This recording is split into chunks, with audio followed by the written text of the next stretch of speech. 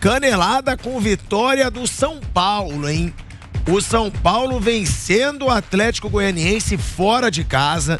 Um jogo ruim, não foi um jogo bom de nenhum dos dois times, mas é aquele negócio. Venceu fora de casa, 2 gols do Luciano. De novo, o Luciano fez 2 gols contra a Universidade Católica no último jogo do São Paulo pela Sul-Americana. Agora faz mais 2. Vale lembrar que o Luciano não fazia gols antes do jogo contra a Universidade Católica. Havia 53 jogos. Então, voltando, Luciano, um ponto positivo dessa vitória do São Paulo. Uma boa noite, Bruno Prado. Noite. Mauro César Pereira. Zé Manuel, Nilson César chegando também aqui na mesa. E já a gente vai estar no ar na TV Jovem Pan. Bruno, você estava comentando a partida, um jogo ruim. Mas o São Paulo consegue 3 pontos fora de casa e volta a brigar no topo da tabela, né, Bruno? Boa noite a todos, Pilhado, Mauro, Zé, Nilson. O resultado foi muito bom, porque o São Paulo não tinha nenhuma vitória fora no campeonato, conseguiu vencer, um cenário que o São Paulo tem dificuldade, perdeu nos últimos 2 anos para o Atlético em Goiânia, agora conseguiu ganhar nesse estádio, onde sempre é um jogo complicado para o São Paulo. A atuação não foi melhor que os outros jogos como visitante, jogou mal como joga quase sempre fora, mas dessa vez ganhou, conseguiu o resultado, compensa um pouquinho o empate com o Juventude no último final de semana em casa, pelo Campeonato Brasileiro. Teve um empate também em casa com o Ceará, então foram 2 tropeços em casa, precisava de uma vitória fora e conseguiu. 5 jogadores tomaram o 3º amarelo, isso pro próximo jogo que é com o Atlético Mineiro. Antes tem a Sul-Americana, mas tem o brasileiro Atlético Mineiro. 5 titulares com o 3º amarelo, isso é complicado pro São Paulo, né? E Mauro, uma atuação ruim. O Rogério cansa de fazer essas críticas. Não jogou bem, mas ganhamos. Agora, o São Paulo, em termos de resultados, ele vem surpreendendo por enquanto no ano, né, Mauro? Depende do ponto de vista, né? Positivamente, eu acho. Empatar em casa com o Juventude não é nada positivo, mas, né? Foi agora, semana Copa passada. O Brasil ganhou o primeiro jogo contra o Palmeiras. Sim, mas tomou uma virada do São Paulo nos acréscimos. São altos e baixos. Sul-Americana, é lá e cá. Tá bem. O São Paulo é lá e cá. Agora o brasileiro em sétimo lugar. É lá e cá, né? O São Paulo decepciona a torcida, depois ele dá uma alegria. É o caso. Tomou aquela virada do São Paulo, depois venceu na Copa do Brasil. Empata em casa com o Juventude, hoje consegue vencer um jogo. Eu acho que o São Paulo não está em condições de pensar em jogar um grande futebol, porque não tem um grande elenco e tem muitos problemas, né? Agora mesmo, durante a transmissão, o Nilson e o Bruno vinham destacando a questão dos cartões. À medida que cada cartão ia sendo apresentado, tá fora do jogo contra o Atlético Mineiro, tá fora do jogo. Então, como é que você vai esperar que esse time ainda apresente um grande futebol? Acho que seria um pouco demais nesse momento. Tem que tentar vencer, melhorar sua condição, sua situação nas competições, no campeonato, conseguir manter ali uma boa colocação e tentar tocar a vida adiante, porque realmente é o caso, como ontem o Corinthians foi goleado, mas que time foi aquele que o Corinthians colocou em campo, né? Pensando no Boca na terça-feira. Então, realmente, acho que isso vem sendo pedra cantada já há algum tempo, né? A temporada ela é muito maluca, mais maluca do que o normal, né? O normal já é uma temporada maluca aqui no Brasil. E os clubes estão sofrendo muito com lesões, com suspensões, mais do que o que habitualmente acontece. E hoje acho que o São Paulo foi importante vencer o jogo. Trazer uma vitória lá onde é difícil ganhar do Atlético, é um time que vende caro as suas derrotas quando elas acontecem. Agora, o jogo foi ruim, né? O jogo foi ruim, mas jogo ruim também é um negócio meio rotineiro, que no Brasil a gente já está adaptado a jogo ruim. Não é só um problema do São Paulo. Não, é bom deixar claro isso. Longe disso. Né? São muitos jogos ruins. Hoje o jogo foi muito ruim. Pelo menos teve a vitória. Nilson, você estava narrando a partida. E aí, um caso pra gente chamar a atenção aqui. Isso que o Mauro falou de desfalque. Porque o São Paulo já tá cheio de jogador lesionado. Tem aí o Sara, tem o Nicão, tem o Arboleda. Tem o Arboleda. Você tem o Alisson. E agora você tem 5 jogadores suspensos que o Bruno Prado acabou de me passar aqui. Diego Costa, jogador fundamental na defesa, era a dupla titular ao lado do Arboleda. Você não vai ter os dois. Léo, Rodrigo Nestor, Léo Pelé. Ou seja, a defesa inteira. Você não tem uma defesa. Rodrigo Nestor, Gabriel Neves e o Luciano, que volta a ter uma boa forma, um bom momento. O Rogério deve estar desesperado com essa situação, né, Nilson? Pilhado, antigamente, qual é essa câmera aqui, não? Aqui, essa, né? Torcer pro São Paulo antigamente era uma grande moleza, agora é uma grande dureza. Hoje torcer pro São Paulo é duro demais, né? É muito complicado lá. É muito complicado torcer pro São Paulo. É um time fraquíssimo, limitadíssimo. O Rogério tira água de leite de pedra desse time. É fraco, é um time fraco. Hoje ganhou o jogo sem jogar nada. O jogo hoje foi 5,5 no máximo. No máximo. Como Atlético Goianiense poderia ter ganho o jogo também, sabe? O jogo não... o torcedor do São Paulo tem que se acostumar. O São Paulo teve uma época de títulos, vencedor, agora é lutar por isso. É tentar uma vaguinha em Libertadores, é tentar uma Sul-Americana, num mata-mata de Copa do Brasil surpreender, mas não tem outra coisa a esperar do São Paulo, não. Esperar mais do São Paulo é bobagem. Foi importante a vitória. Sabe? Não ganhou nenhuma partida fora de casa. Esse é o primeiro jogo que o São Paulo ganha fora de casa nesse primeiro turno do Campeonato Brasileiro. Então, somar 3 pontos foi importante. Mas iludir o torcedor de São Paulo é bobagem, porque o time é bem limitado.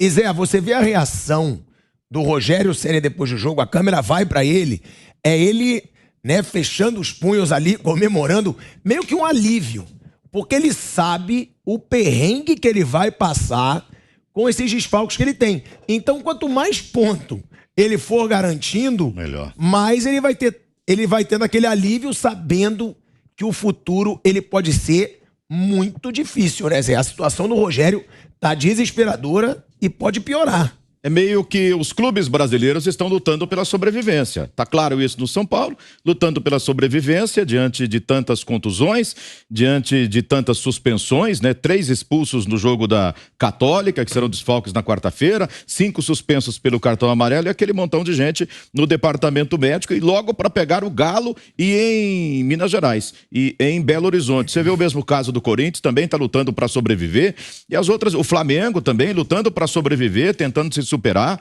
né? Tá conseguindo vitórias apesar de tudo isso. Agora a gente tá falando que isso aconteceu e os treinadores também, desde que o Campeonato Brasileiro começou. Antes disso até. Todo mundo olhava a tabela, no mês de uma parte do mês de junho, final de junho, no mês de julho, vai encavalar tudo. Tem Campeonato Brasileiro, quem tiver ainda, quem sobreviver, tem Libertadores da América, tem Copa do Brasil, ou seja, todo mundo fez a previsão. Pelo jeito, ninguém se preparou para isso. Ou ficou esperando para contar com a sorte. Não, vamos botar, vamos levando aí. Os jogadores vão estourar, mas não, vamos ver o que sobra. Vamos torcer aí para que tudo dê certo. Ah, tem problema de cartão, pode ocorrer aí suspensão, etc. Ah, mas vamos torcer, né? Quem sabe a sorte ajuda. Ou seja, a gente continua com aquele velho problema também de falta de administrar melhor as coisas, de formatação de elenco. Você vai pro Corinthians, não é culpa do treinador, mas aí a diretoria sabia que isso ia acontecer antes dele chegar até. E você vai também. No São Paulo, o Rogério fala daqui, fala dali. Eu não sei, né? Pelo menos tem poucas coisas boas. Uma delas é a recuperação do Luciano. Falei outro dia. Tá falando em contratação, mas o contratação pro São Paulo, assim, mais perto, é a volta do Luciano, a recuperação dele. Quem sabe o Nicão começar a jogar. Um outro jogador, assim, que não consegue atuar bem desde que chegou, quem sabe começa a jogar. E parece que o Luciano está voltando. É uma boa aquisição recente do São Paulo. Agora, Mauro, o São Paulo, ele teve 3 jogadores expulsos no último jogo. Injustamente, tudo bem. Porque o Igor Vinícius, bem duvidoso, o Caleri, um escândalo, e teve a única expulsão merecida, né? Que foi a do Nestor, que ele pisa no jogador adversário. Agora, provavelmente o Rogério Ceni, ele deve ter falado, vamos manter a cabeça, porque perdemos já 3 jogadores suspensos. E o São Paulo agora com 5 jogadores suspensos novamente. Pode ser um problema até psicológico do São Paulo, muitas faltas, reclamação, porque não é normal a gente ter num jogo 3 jogadores expulsos e muitos cartões. No outro jogo, tanto jogador suspenso de novo. Pode ser também um erro desse São Paulo, esse desequilíbrio, na sua opinião? Não acho não, acho que na quinta-feira a arbitragem foi totalmente indefensável, digamos assim, né? E hoje, jogo do futebol brasileiro, gente, árbitro brasileiro, é cartão toda hora, é faltinha toda hora, é assim que funciona. Vai dar cartão toda hora. Merecidos. Não vou nem atrás de pormenor, porque assim, os jogos aqui no Brasil são assim, as arbitragens dão muitos cartões. Se você tem muitos jogadores pendurados, você não tem como revezar porque não tem mais ninguém quase no elenco, eles vão tomar cartão. E um jogo muito brigado, jogo ruim, brigado, muito contato, muito físico. A tendência é ter muito cartão amarelo mesmo, e acaba piorando mais a situação. Não tem para onde correr. A realidade é essa, não tem para onde correr. Agora, não acho que, assim, os jogadores de São Paulo provocaram cartões. O próprio cartão, no final agora, do Gabriel Neves, né? Agora é Gabi na camisa também, né? Repararam? Coisa bonita? Sim. Muito singelo. Esse poderia ser evitado, porque foi uma jogada lá no meio campo e tudo, mas aquela coisa, final do jogo, um jogo muito físico, muita disputa, tentando manter o resultado, acaba acontecendo. Agora, eu queria só falar uma coisa que eu não terminei dentro daquilo da responsabilidade que eu acho que as direções têm, por exemplo, em termos de planejamento. Faz parte disso lutar por um calendário melhor, né? Eu esqueci de citar esse aí, alguém pode já levar, mas também com esse calendário não tem solução. Também cabe aos dirigentes dos clubes brasileiros lutarem por um calendário melhor. isso é um problema que a gente sempre fala e que não parece ter solução, porque é um sistema vicioso. Você tem a CBF, você tem os clubes, você tem a televisão, todos têm interesses, sempre o interesse financeiro, e acaba assim comprometendo o jogador. Nilson e Bruno, nesse momento, o São Paulo, como a gente falou, ele não tem o Arboleda, ele não vai ter o Léo Pelé e ele não vai ter o Diego Costa. Ele só vai ter o Miranda, que é um jogador já bem mais velho, que estava muitas vezes sofrendo lesões, também não tendo condições de jogo por já ter uma certa idade. E hoje o São Paulo só tem esse cara na defesa e os dois garotos da base, o Luizão e o Beraldo. É simples, é rezar bastante para perder de pouco pro Atlético. Entendeu? Reza para não tomar uns 4. É isso aí. Com o time inteiro, o São Paulo perderia o jogo pro Atlético. O melhor que tivesse, iria jogar no Mineirão e ia perder o jogo pro Atlético. Com o time totalmente esculhambado que deve jogar lá em Minas, a chance de tomar uma goleada é grande, como o Corinthians tomou ontem do Fluminense no Maracanã. Jogou com um time esculhambado, que está preocupado com o jogo do Boca. Vai perder pro Boca também, mas está preocupado pro jogo do Boca, não é verdade? Olha, a única coisa que atenua um pouquinho é que o Galo é pré-jogo contra o Flamengo, né? Que o Boca vai ganhar. Pra cima do Corinthians? É. Sabe qual é a chance do Corinthians? 0. Que isso, Nilson? 0. Chance 0. Chance 0. Mas o jogo vai começar igual. O time do Corinthians é muito fraco, gente. O time do Corinthians é fraco demais, sabe?